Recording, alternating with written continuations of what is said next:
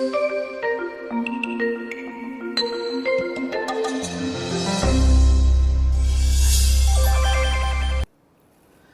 laki-laking problema ng mga tao kung sila ay may inggitin. Napakalaking nawawala na kapayapaan, katahimikan, at mga pagkakaibigan at magandang samahan pag nagkakaroon ng inggitan. Parang kalawang na sumisira sa bakal, ang inggit ay sumisira sa pagkatao, sa behavior, at pati sa pakikipagkapwa-tao. Ang ating pag-aaral ngayon, pinamagatan nating inggit pa more. What are the roots and fruits of envy? Kasi ang envy, cyclical.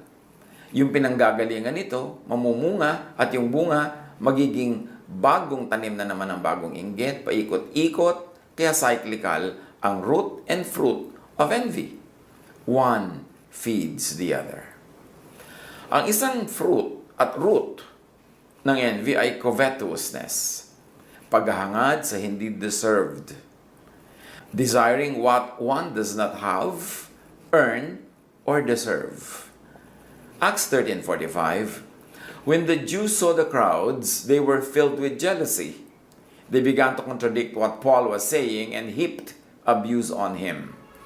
Yan sa religion, dyan napakaraming mga seloso at mga inggitero at mga covetous at envious. Katulad niyang si Paul, nung maraming nakikinig sa kanya, nagkakaroon siya ng maraming mga followers, nainggit sa kanya yung mga Jews. So ang ginawa ng mga ito, siya ay pinaulanan ng mga pamumula, paninira, at kung ano-ano pang mga pangongontra. Itong envy, very true to all, but also kahit and especially sa religious circles. Kaya sa religious groups, marami ang mga siraan, batuhan, awayan, kasi nagkakaingitan sila pagka mayroong isang group na lumalaki, isang teacher na dumadami ang nakikinig, naiinggit naman yung iba. Another root and fruit of envy is jealousy. And again, root yan, fruit pa rin. Yung magselos, manibugho, and indulgence in controversies and malicious talk. Pagka ang tao naiinggit, siya ay nagsisimula o sumasali sa mga usapang malisyoso, paninira sa kinaiinggitan.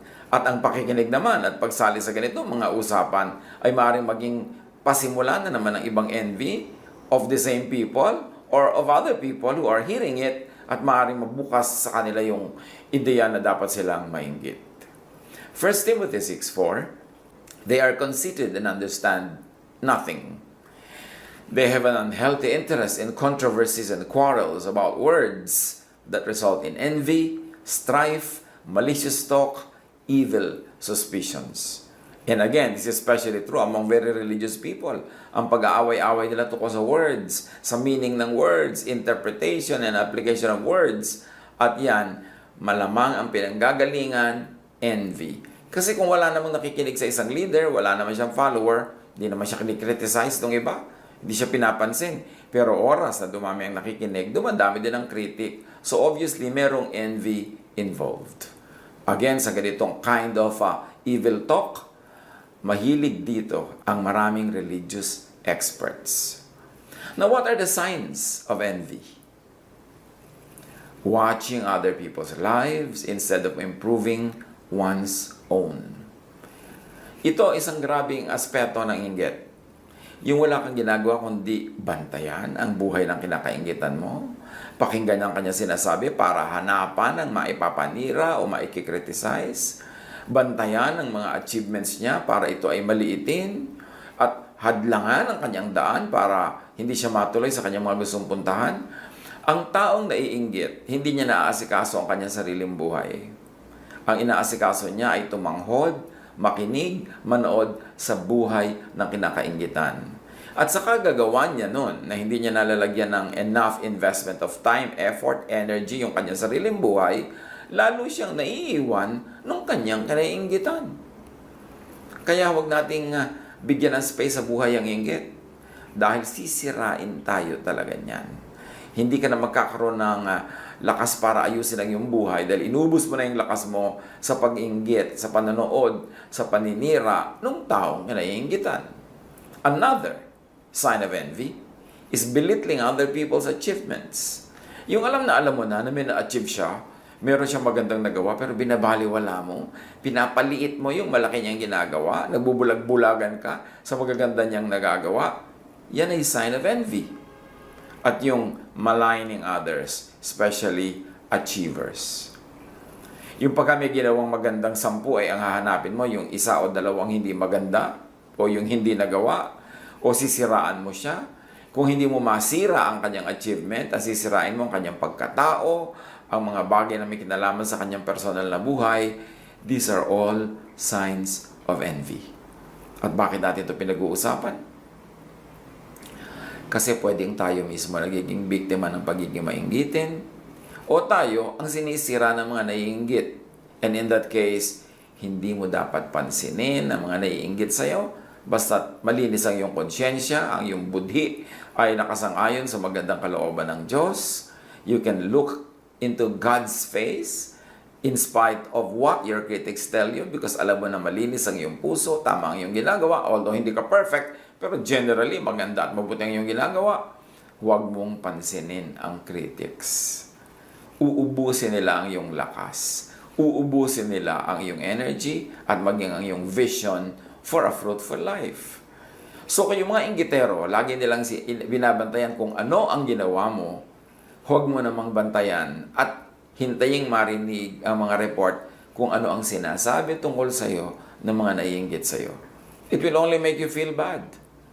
It will only negate you from your good race that you are running well.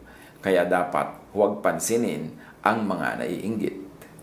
Makinig sa criticism nila dahil baka merong totoo doon, matuto ka, ma-improve mo pa lalo ang buhay mo. Pero otherwise, don't be affected by what envious people say about you. What are the fruits of envy? Needless hard work. Maraming mga tao, kaya lang nila gustong maging number 1. Halimbawa sa school, hindi dahil uhaw sila sa karunungan, hindi dahil gusto nila matuto. Gusto lang nila, sila yung panalo.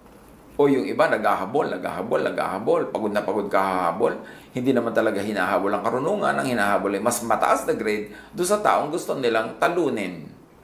Ganyan din sa politics, ganyan din sa negosyo, sa hanap buhay, sa anumang timpalak ng buhay na mayroon nagko-contest. Yung naghahabol ka, pagod na pagod ka, talaga bang gusto mong habulin yan? O meron ka lang gustong lampasan na tao?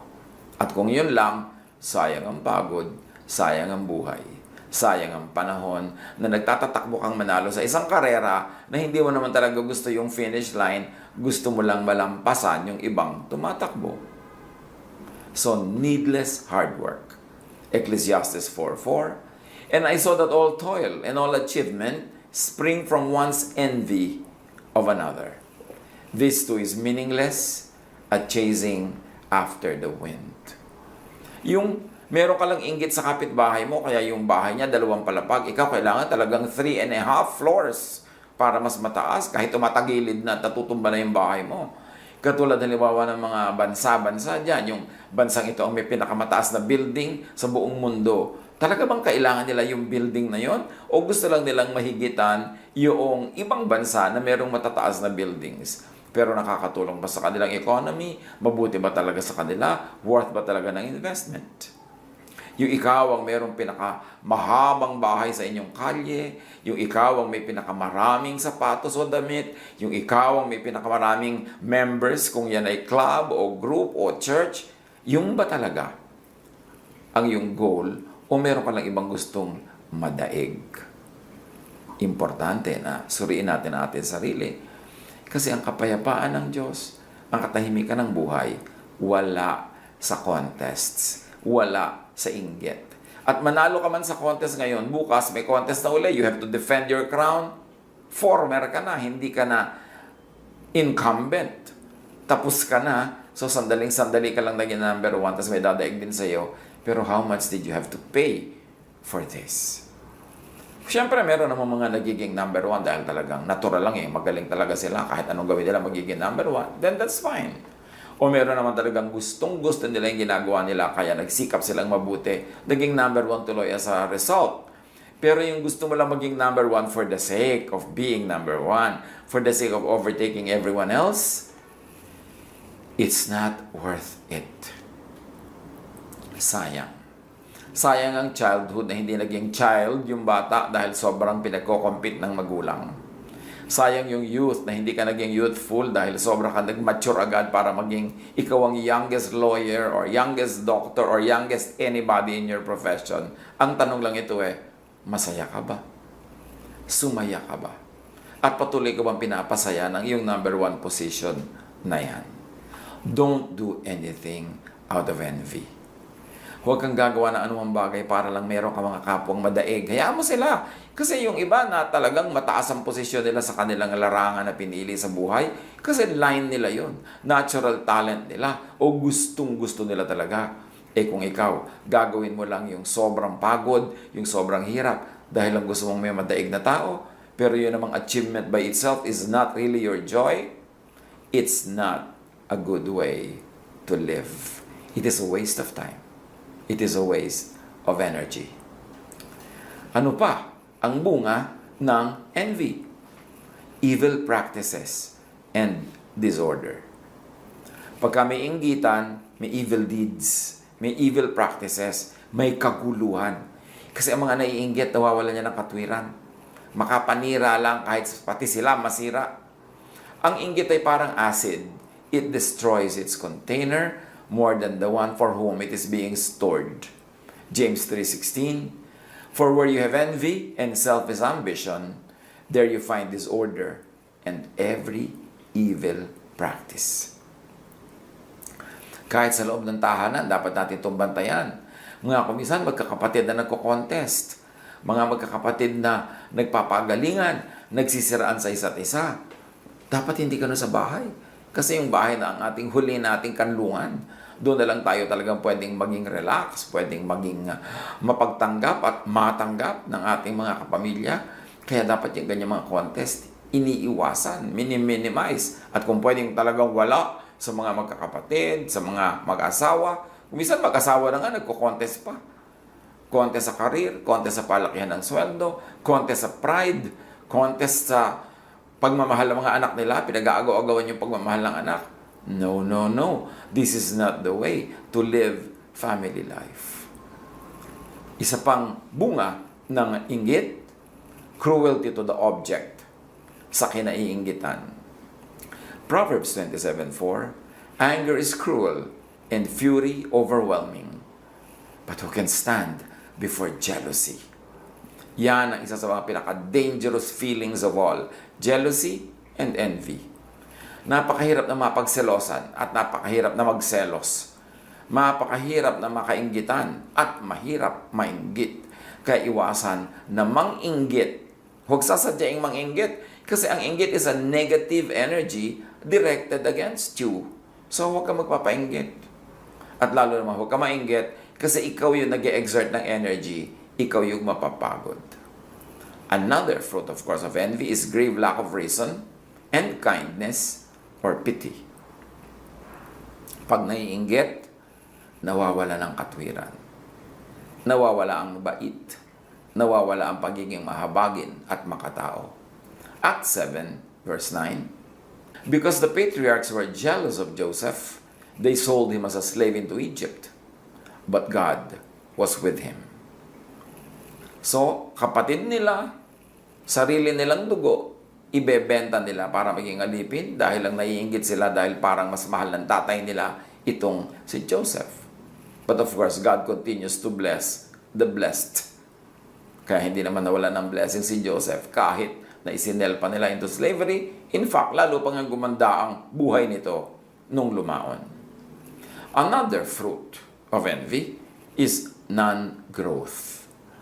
Tulad ng binanggit natin kanina, ang naiinggit, inuubos ang lakas niya sa panonood ng kinainggitan, sa paninira sa kinakainggitan, at sa pagtanghod sa buhay ng may buhay.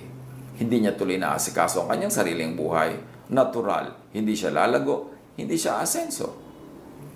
Disqualification from blessings is another fruit of envy. Pag naiinggit ka, tinatanggalan mo ang sarili mo ng pribilehiyong tumanggap ng pagpapala. 1 Corinthians 3:1-3, I could not address you as people who live by the Spirit, but as people who are still worldly, mere infants in Christ. I gave you milk, not solid food, but you were not ready for it. Indeed, you still are not ready. You are still worldly, for since there is jealousy and quarreling among you, are you not worldly? So pagiging makalupa lang at hindi makalangit ang pagiging mainggitin at mapanibughuin. It disqualifies us from receiving blessings from heaven. And of course, another fruit of envy is death and decay. When you are envious, something in you dies. And when you're continuously being envious, you keep on dying in many parts of your personality, in many parts of your heart. Job 5:2, resentment kills a fool, and envy slays the simple. Yan talagang pag nagre-resent ka, naiinis ka, nagagalit ka dahil may umaasenso, dahil merong masaya, dahil merong progresibo, ikaw ang namamatay. Ikaw ang nawawalan. Malaki ang nawawala sa taong maiinggitin. At kahit yung mga maiinggitin, kuminsan ay nakakatsamba-tsambang magtagumpay, yumaman, maging number 1, pero hindi pa rin yun masaya. Kasi pag envious ka, hindi ka matatahimik kahit hawak mo ang trophy. Kasi iniisip mong baka may umagaw sa iyo mamaya, baka mapunta yun sa iba bukas, kaya kahit hawak mo yun, hindi ka nag-enjoy. Miserable ang buhay ng mga mainggitin. Proverbs 14:30, a heart of peace gives life to the body, but envy rots the bones. Pag naiinggit ka sa kapatid mo, sa pinsan mo, sa kapitbahay mo, sa kamag-anak, sa office mate, sa workmate, sa classmate, naiinggit ka kahit kanino, sabing ganon, daig mo pa ang may cancer sa buto. At cancer sa buto, napakasakit daw niyan. Pero sabi niya, envy rots the bones.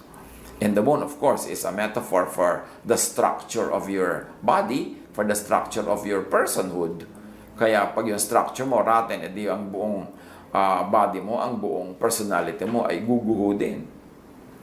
Ano ang magandang pangkontra sa inggit? Wala nang dadaig pa sa love. Love for God. Pagka mahal mo ang Diyos, walang space yung mainggit ka pa sa iba. Kasi napupuno ka ng pagmamahal mo sa Diyos. Love for God's work and for other workers. Love for what is good.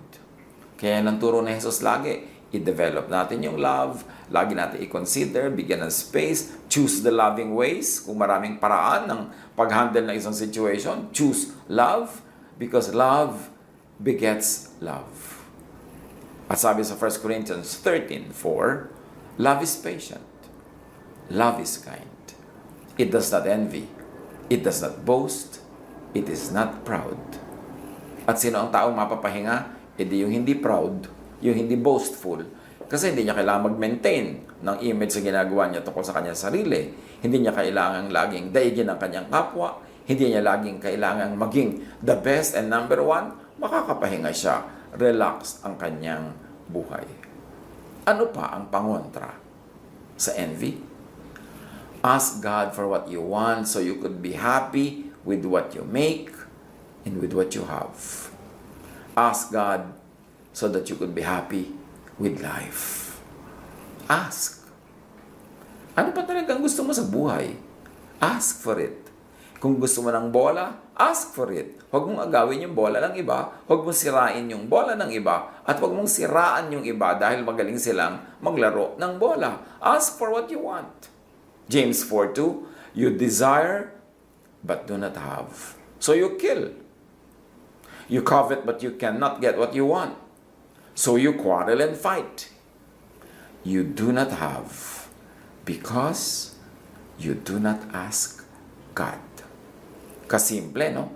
You do not have because you do not ask God. Only those who are not happy with their own lives watch other people's lives, are envious of others, and they try to destroy other people. Pag hindi ka masaya sa sarili mong buhay, dun ka lang nagkakaroon ng oras, lakas at panahon para bantayan ang buhay ng iba. para mainggit sa buhay ng may buhay at para sirain ang magagandang nangyayari sa buhay ng kapwa. Pero sasabihin mo, lagi naman ako nagpe-pray. I always ask God for what I want. But to ask means to think of it, to focus on it, and to work on it, and to work for it. Hindi lang to ask with words. Ang tunay na asking, ang tunay na prayer, yung iniisip mo lagi, ginagawa mo lagi, nakatuon ka, lagi mong ginagawa kung ano ang pwedeng magawa mo para mapalapit ka doon sa gusto mo, para makamit mo siya. Hindi lang hingi ka ng hingi sa salita. Kailangan nakafocus ang iyong gawa, nakafocus ang iyong isip, at nananalig ka na ibibigay yun sa iyo ng Diyos. Isa pa na paraan para tayo ay magkaroon ng pangontra sa inggit, know yourself as God made you. Don't try to know others as God made them. Know yourself as God made you. Like, love yourself as God made you and as God loves you. Work as you are gifted and enabled by God. Para ka mawalan ng space sa inggit sa iyong buhay, kilalanin mo ang sarili mo kung paano ka nilikha ng Diyos. Ibigin mo, mahalin at magustuhan ang iyong sarili, hindi yung ang iyong mahal at gusto ay yung iba kaya mo sila kinakainggitan. And then, kung ano ang ibinigay sa iyo ng Diyos sa kakayanan, kung sino ka talaga, yun ang iyong i-develop.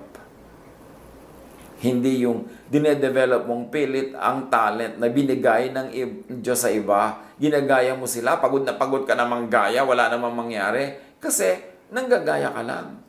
Pero kung ikaw ay totoo sa sarili, yung totoong talent mo, totoong pagkatao mo, yung totoong pagkakalikha sa iyo ng Diyos, ang binibigyan mo ng pansin at dinedevelop, your best will come out. So, stop watching other people's lives. Stop imitating others. Stop trying to be what you are not. And begin by being yourself. At pag ikaw ay totoo sa sarili, matapat sa sarili, hindi nagpapa-influence sa iba para itakwil mo ang iyong sarili at magbalat kayo kung sino man ang gusto nilang makita sa iyo, yun ang ipapakita mo. Pero fake, be yourself. That's the only time when you can be the best version of your own self. Psalm 139, 13-14.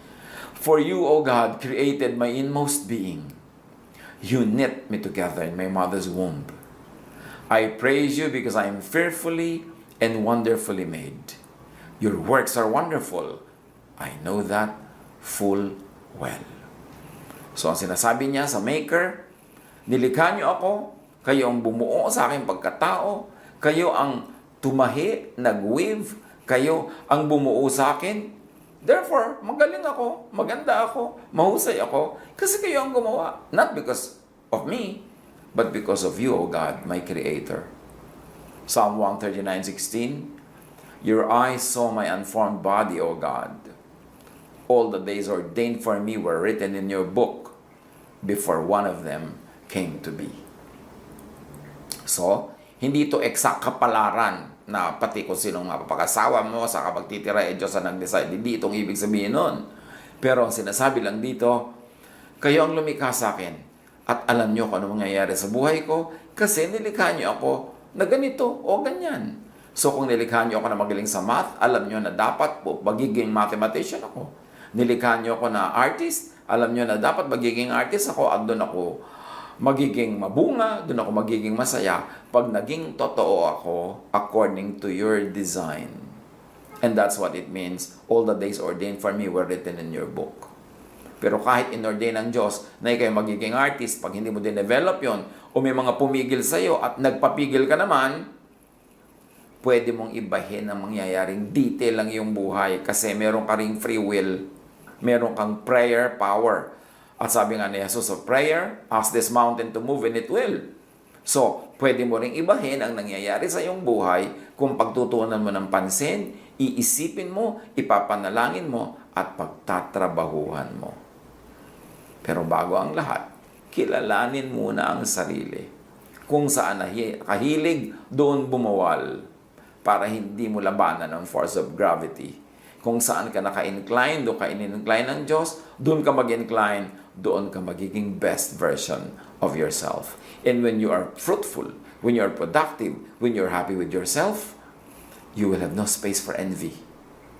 You will have no space and time to watch how others are living their lives because you're busy bearing fruits, you're busy growing, you're busy being happy. Kung ikaw ang kinaiinggitan, huwag sadyaing manginggit. Meron naman kasi mga tao nang iinggit pa talaga.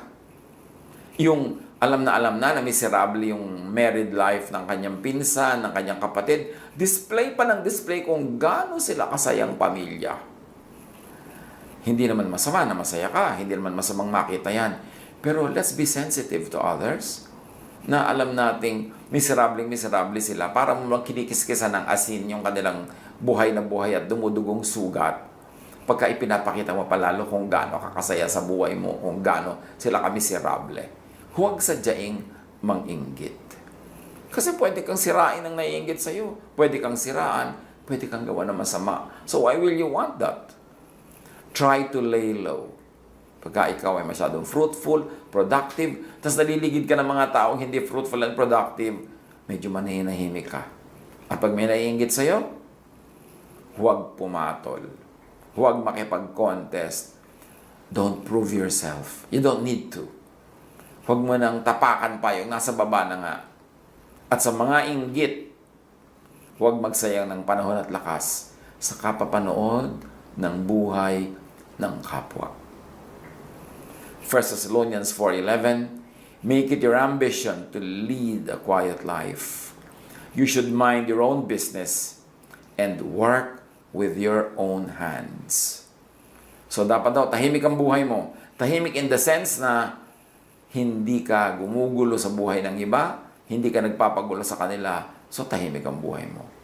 At atupagin mo sarili mong buhay, sarili mong profesyon, sarili mong trabaho o negosyo, sarili mong pag-aaral, sarili mong project. At gawin mo ang lahat ng yan using your own hands. Yung hands mo, gawin mo sa productive work. Gamitin mo yan sa pagiging productive, hindi sa pagiging destructive. Atupagin ang sariling buhay, projects, paglago, at pamumuga. At kahit sa church life, atupagin ang sariling ministry. Huwag yung ministry ng iba. Kung ikaw ay minister, ikaw ay leader, ikaw ay religious or spiritual leader, huwag mong ubusin ang lakas mo sa paninira sa ibang leaders, sa pagkikriticize, sa pagpuprove na tama ka. Yung mga katuruan mo, buhay mo, bunga mo, yun ang magpuprove na tama ka. Hindi mo kailangang i-compare sa iba. Hindi mo kailangang siraan yung iba dahil lang sila ay productive, mabunga. Magbunga ka dyan ng sarili mo para tahimik ang iyong buhay at hayaan mo siya. Atupagin ang sariling love life. Yung iba naman kasi nakikialam pa sa love life ng may love life kasi malamang wala siyang love life. Kasi kung masaya ka sa love life mo, ba't ka maninira sa love life ng iba? So pasayahin mo ang sarili mo. Gawin mo ang sarili mong lovable. Find someone to love. At huwag kang manghimasok at manggulo sa mga nagmamahalan. At ganun din, atupagin ang sariling godliness and holiness. Kung godly ka, kung holy ang iyong buhay, huwag kang mambato ng kapwa. Huwag kang tumapak sa mga ikinoconsider mong makasalanan. Huwag kang mag-criticize, huwag kang mag-judge, huwag kang rebuke, tapos sasabihin mo, open rebuke is better than secret love. Which is of course, obviously, 90% of the time, misunderstood, misinterpreted, and misapplied. At tupagin ang sariling buhay, intindihin ang sariling achievement, maging masaya sa sarili, huwag magsayang ng sariling buhay watching other people's lives. Huwag mainggit, ikaw ang talo. At kung kinaiinggitan, fly beneath the radar. Huwag na lang magpapansin pa. Makabubuti sa'yo kung ikay achiever, fruitful, masaya, na huwag kang mapansin ng mga naiinggit. I-apply ito sa buhay. Pag-isip-isipan para sa sariling kapakanan. God bless us all.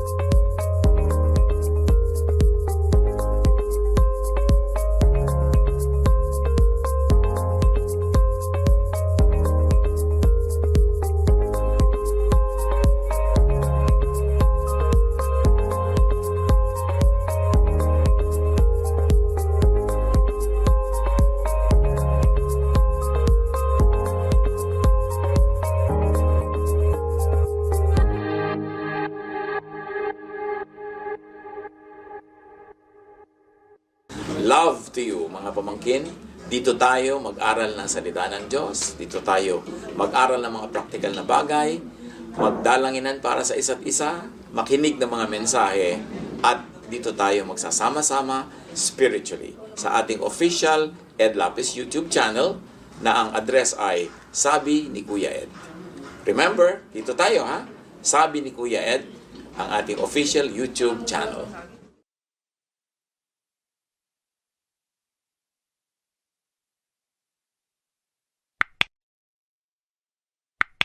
Do not forget to subscribe. Click the subscribe button and ring the bell for notification. Like, comment, and share our official YouTube channel. Visit Ed Lapis website for daily devotion, audio podcast, latest video message, send your prayer request, subscribe to mailing list and more. Visit edlapis.com.ph.